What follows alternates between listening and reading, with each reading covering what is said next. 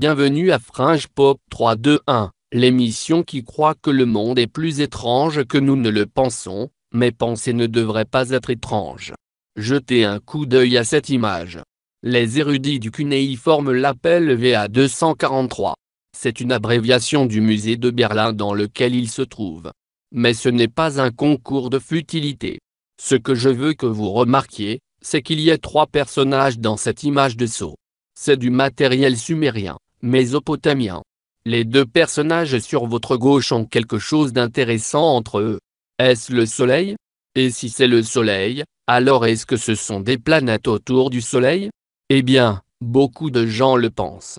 Ce sceau cylindrique a donné naissance à quelque chose appelé Nibiru, une croyance en 12 planètes, et en une planète supplémentaire appelée aussi planète X.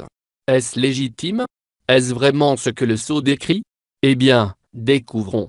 Quiconque est familier avec l'émission télévisée Ancient Alliance, ou, plus généralement, avec un discours conspirationniste sur Internet à propos de la fin du monde, reconnaîtra les termes Nibiru et planète X. Ces 2 noms sont interchangeables. Ils se rapporteraient à un objet planétaire solitaire qui est sur une trajectoire de collision avec la Terre, dans le XXIe siècle, ce qui est bien sûr notre siècle. D'où est-ce que ça vient? Où trouvons-nous ce terme Nibiru? C'est un type de terme étrange.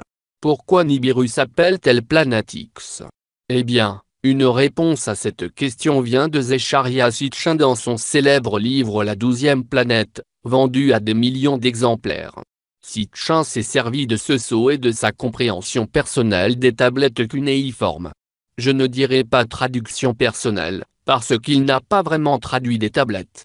Il a utilisé sa compréhension de certaines tablettes cunéiformes pour articuler l'idée que les anciens Sumériens croyaient qu'il y avait une planète supplémentaire que nous ne connaissons tout simplement pas. Alors, vous dites, comment a-t-il eu cette idée? Eh bien, il est vrai que dans l'Antiquité, les anciens considéraient le Soleil et la Lune comme une sorte d'objets du même genre que les planètes que nous connaissons aujourd'hui. Donc, si on revient au sceau cylindrique, et que l'on suppose que l'objet au centre est le Soleil, et que l'on en compte les points autour, on verra en fait 11 points plus le Soleil, ce qui serait 12. Ce nombre est significatif, 12 planètes. Mais si on adopte le calcul que nous utilisons aujourd'hui, alors on n'a que 9 planètes plus le Soleil et la Lune. Nous n'aurions qu'un total d'11.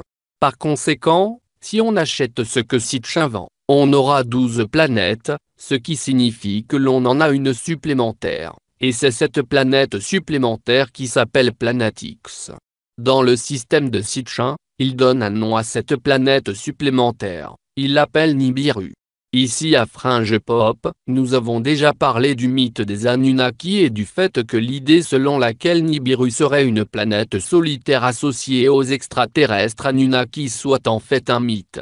Vous ne lirez jamais une tablette cunéiforme associant les Anunnaki, qui étaient un groupe de dieux de la religion sumérienne, au terme Nibiru ou à toute autre planète connue des Sumériens. Cependant, cela n'arrête ni Sitchin, ni les théoriciens d'anciens extraterrestres. C'est d'eux que vient l'idée et la manière dont elle s'articule. La théorie dit que ce sceau cylindrique dépeint le Soleil avec 11 planètes pour un total de 12, ce qui signifie qu'il en existe une supplémentaire qui est un mystère que les astronomes d'aujourd'hui n'ont pas encore détecté. Selon la théorie des anciens extraterrestres, cette planète solitaire est supposée, en raison de son orbite, apparaître près de la Terre au XXIe siècle et éventuellement la percuter, ce qui mettrait le monde à sa fin. Alors, comment devrions-nous évaluer ce genre de réclamation? Eh bien, vous êtes au bon endroit. C'est ce que nous sommes ici pour faire. Avant d'entrer dans les détails, je veux m'assurer que nous comprenons quelles sont les revendications. Zecharia Sitchin affirme que ce sceau cylindrique, produit par un artiste sumérien il y a des milliers d'années, décrit le Soleil et 11 corps planétaires pour un total de 12. Et Sitchin dit que cette planète supplémentaire s'appelle Nibiru dans les tablettes cunéiformes mésopotamiennes. Donc, il attribue ces idées à des sources primaires. Du moins, c'est ce que cela ressemble, sceau cylindrique, tablette cunéiforme, Nibiru, Une planète mystérieuse au-delà de Pluton. C'est quelque chose que nos astronomes et nos contemporains n'ont jamais détecté, n'ont jamais vu, parce qu'elle se trouve trop loin. Sitchin attribue ses idées au texte primaire. Zecharia Sitchin dit également que Nibiru est la planète natale des Anunnaki et qu'elle parcourt notre système solaire. Il dit que cela se produit tous les 3600 ans et que la Terre est maintenant sur une trajectoire de collision. Alors gardez cela dans votre esprit. Vous avez entendu les revendications, des revendications qui sont supposées être attachées à des sources primaires. C'est ce que nous allons examiner, ensuite. Mais nous allons nous concentrer d'abord sur la question des connaissances sumériennes ou mésopotamiennes en astronomie. Il existe des dizaines de milliers de tablettes astronomiques contenant diverses sortes d'informations sur l'astronomie. Celles-ci ont été minutieusement étudiées et publiées. Il ne reste aucune tablette secrète là-bas. Vous pouvez acheter des livres académiques très coûteux dans lesquels tout a été traduit et bien présenté par des personnes ayant à la fois une solide connaissance de la langue cunéiforme et une bonne connaissance de l'astronomie. Le sujet de l'astronomie sumérienne est en réalité un sujet d'étude majeur dans le domaine des études mésopotamiennes. Certains textes sont plus importants que d'autres. Certains sont appelés catalogues d'étoiles par des érudits. Ce sont essentiellement des compendia d'informations en masse sur l'observation astronomique à l'œil nu. Les noms sumériens et akkadiens des étoiles et des constellations sont répertoriés dans ces catalogues d'étoiles, et leurs informations remontent au 3e millénaire avant notre ère, jusqu'au 1er siècle de notre ère. Donc, ils couvrent en détail une longue période de l'histoire. Un autre texte très important est appelé 3 étoiles chacun, qui concerne les calendriers liés à la tradition de l'année astronomique telle qu'elle était connue par les Mésopotamiens. Ils avaient une année de 360 jours. Le but de l'information dans les tablettes dites 3 étoiles chacun était d'identifier les étoiles qui se levaient chaque mois sur 3 chemins, d'où le nom 3 étoiles chacun. Ce sont des listes d'étoiles qui se lèvent chaque mois sur certaines trajectoires à travers certaines régions du ciel. Ceux-ci sont nommés Anu, en l'île, et Ea, en l'honneur des dieux sumériens. En tant que tels, ils répertorient 36 étoiles mensuelles, une pour chaque trajet chaque mois. Cela va devenir important dans un instant. Cette idée selon laquelle les étoiles suivraient certains chemins en fonction de certains mois, retenez cette idée, car elle va nous revenir d'une manière qui nous aidera à évaluer les affirmations de Zecharia Sitchin, lorsqu'il s'agira de Nibiru. Une autre série importante de tablettes de textes de Mésopotamie, de Samarie et de différentes civilisations de Mésopotamie, de leurs connaissances astronomiques, s'appelle Mul.Apin. Mul.Apin est sumérien pour étoile du Charu. Il s'agit d'un catalogue de 71 étoiles et constellations, liées à la tradition des 3 manières des 3 étoiles. En d'autres termes, les étoiles de ce texte apparaissent dans cette autre série de tablettes que j'ai mentionnées, 3 étoiles chacun. En guise d'échantillon d'information, Mul.Apin décrit des constellations qui s'élèvent et se déclinent simultanément. Les astronomes sumériens mésopotamiens ont observé ces phénomènes et les ont enregistrés dans des textes comme celui-ci, notant les intervalles de temps entre les dates du lever héliaque des étoiles. Un lever héliaque se produit lorsqu'une étoile apparaît juste par-dessus de l'horizon alors que le Soleil se lève. Ensuite, ils ont aussi enregistré les noms des planètes et la durée de leur conjonction solaire. Ceci est juste un échantillon. Ils ont enregistré beaucoup d'autres choses, bien qu'il s'agisse d'une astronomie à l'œil nu. C'est vraiment très bien fait, très détaillé. Les astronomes mésopotamiens avaient le souci du détail et ont enregistré de nombreux détails qui nous aident à évaluer ce qu'ils savaient du ciel nocturne et du ciel diurne. Ils ont également enregistré des levées stellaires et des positions planétaires pour anticiper les intempéries. C'est tout très détaillé, car on en savait beaucoup sur ce que l'on regardait. Ils ont conservé des archives très détaillées dont des milliers de tablettes disent quelque chose sur les événements et les connaissances astronomiques. Donc, ce n'étaient pas des amateurs. Les gens qui ont créé ces tablettes savaient ce qu'ils faisaient. Ils y ont consacré leur vie et ont enregistré des informations détaillées. Pourquoi est-ce que j'insiste là-dessus? Eh bien, Découvrons. Alors, que pouvez-vous nous dire sur les tablettes astronomiques cunéiformes, en rapport avec notre sujet, Nibiru, la prétendue planète solitaire? En fait, Nibiru est mentionné à plusieurs reprises dans le matériel astronomique de Mésopotamie. Il est associé parfois à la planète Jupiter, et d'autres fois à la planète Mercure. Il est aussi génériquement appelé une étoile. En 2015, nous en avons obtenu un peu plus d'informations. Dans un numéro récent du bulletin d'information CD&LI, l'initiative de la bibliothèque numérique cunéiforme, l'auteur a noté que le nom Nibiru pourrait être attribué à tout objet astronomique visible marquant un équinoxe. Nous avons donc un peu d'informations ici. Nibiru est une étoile générique associée à un équinoxe, ainsi qu'à Jupiter et à Mercure. Étant un astrolabe, Nibiru, et ceci est important, se présente chaque année. Bon, réfléchissez un peu à ça. Nous avons un groupe de planètes associées à Nibiru, et les planètes ont des noms. Mais il n'y a aucune référence à aucune planète au-delà de Pluton qui s'appelle Nibiru, selon les textes actuels. Nous obtenons également cette indication que Nibiru apparaît chaque année, d'une manière ou d'une autre. Comment dans le monde pouvons-nous prendre l'information qui se trouve réellement dans les tablettes et l'aligner sur ce que dit Zacharia Sitchin? Eh bien, la réponse courte est, nous ne le pouvons. Zacharia Sitchin a inventé ces informations sur Nibiru.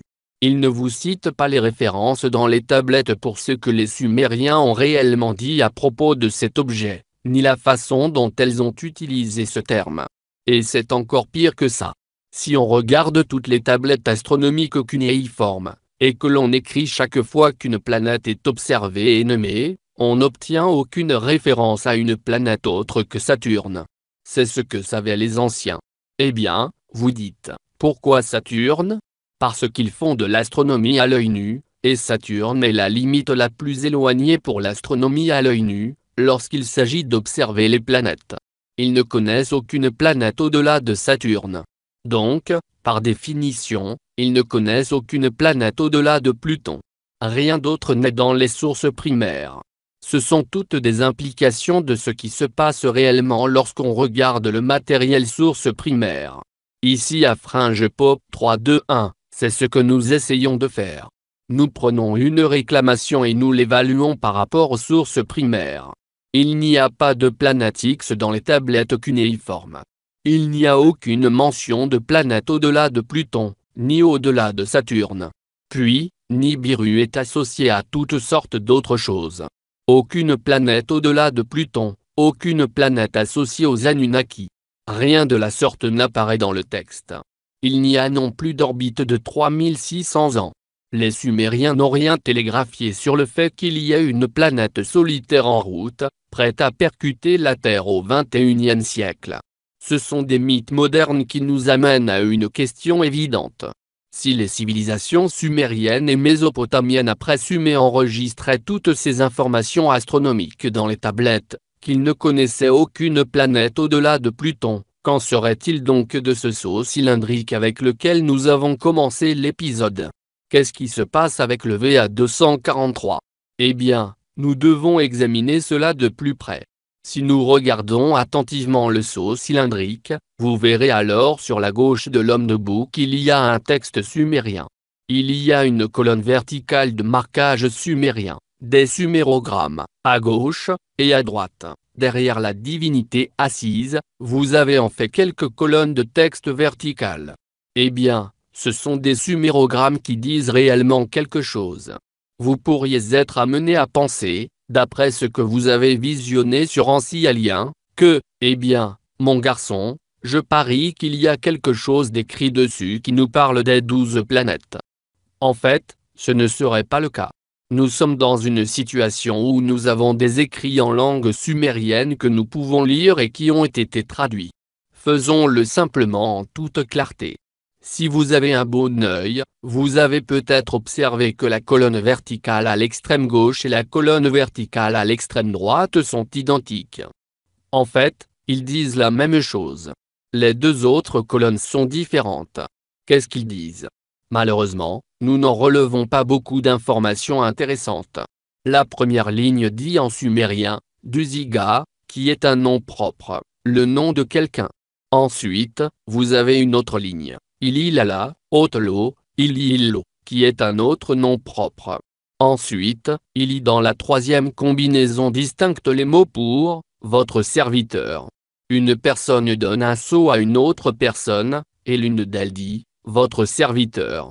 Donc, c'est probablement un cadeau, sinon l'octroi d'un cadeau. Ce n'est pas très intéressant, et ce n'est pas très excitant, mais voici le point, il ne dit rien sur 12 planètes. Donc, cela nous laisse avec la question, que signifie cette iconographie ? Qu'est-ce que l'image signifie? Car cela ressemble certainement au Soleil entouré de planètes. Que se passe-t-il? Eh bien, la clé de toute cette discussion est une certaine théorie. Si nous regardons encore une fois le sceau cylindre, les chiffres à gauche, nous voyons entre eux ce qui nous ressemble au Soleil. Zaccharia Sitchin a supposé qu'il s'agissait en fait du Soleil, ce qui l'a amené à compter les points autour de lui et à proposer sa théorie. Toutefois, cela soulève un problème. Ce n'est pas ainsi que l'art sumérien décrit le Soleil. Ce ne s'agit pas du Soleil. L'iconographie habituelle du Soleil comprend des lignes ondulées avec un cercle ayant ou non des pointes. Il y aura des lignes ondulées, presque comme si cela dégageait de la chaleur. Telle est la façon dont un sumérien dessinerait ou représenterait le Soleil dans une œuvre d'art. Sur notre sceau cylindrique, le signe ou symbole n'a pas de ligne ondulée, ce n'est pas le Soleil. Donc, la supposition de Sitchin, depuis le début, était fausse. Nous pouvons voir d'autres exemples de cela. Il y a en fait beaucoup d'art sumérien et mésopotamien. En voici une image intéressante que j'aime particulièrement, car nous avons des exemples côte à côte. La Lune se trouve du côté gauche. Vous pouvez voir que c'est un croissant de Lune. Il est très facile de voir sa signification iconographique. Au milieu se trouve le Soleil, un objet pointu aux lignes ondulées cohérentes. Juste à côté de cela, nous voyons quelque chose qui ressemble un peu à ce que nous voyons aussi sur le sceau.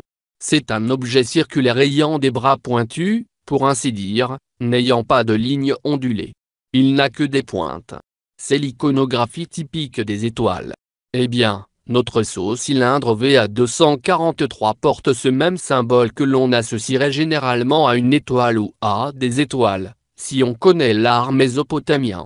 C'est ce que nous voyons réellement sur le sceau cylindrique. Par conséquent, les points ne seraient pas des planètes, car nous n'avons ni de soleil ni de planète en orbite autour d'étoiles aléatoires. Mais allons un peu plus loin.